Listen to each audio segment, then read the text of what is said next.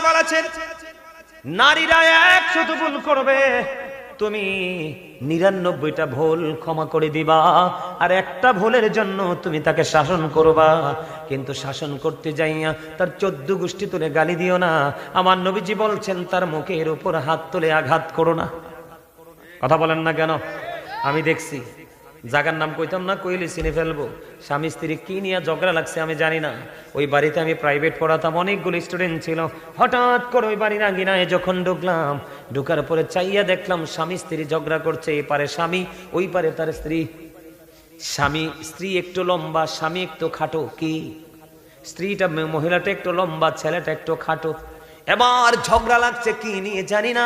যখন আমি ঢুকলাম বন্ধু আমার টিউশনি করার জন্য, এবার চাইয়া দেখলাম স্বামী দৌড় দিয়ে অন্য মানুষকে টপকে তার বিবির মাথার উপর লাফ দিয়ে মারে। নাউজুবিল্লাহ বলেন না, আর জোরে কর না। আমার নিজের সাথে আসে। আপনারা ওই যে দৌড় খেলা দেন নাই, প্রস্তুতি নিয়ে দৌড় দে, আছে না নাই?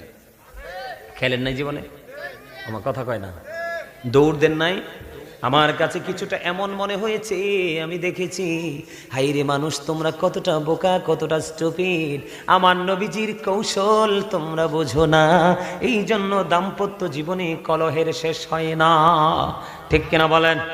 আমার নবীজি বলেছে হুজুর কেন আমি 99টা কেন ক্ষমা করে দিব?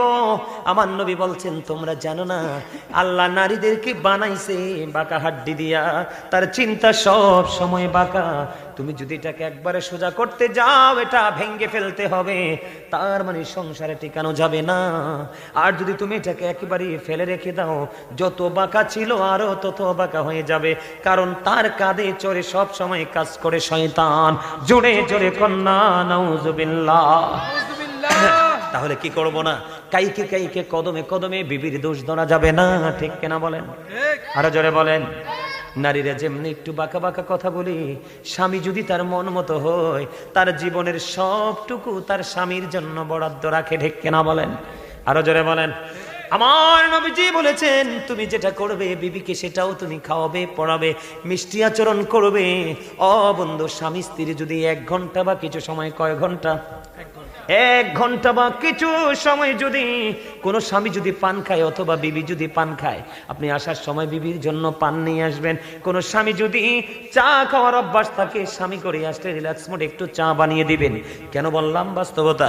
আমার নবীজি বলেছেন কোন স্বামী স্ত্রী পান, দুধ, চা, কফি যে এটাই খাও, 1 ঘন্টা বা কিছু সময় খাইতে খাইতে স্বামী স্ত্রী যদি মিষ্টি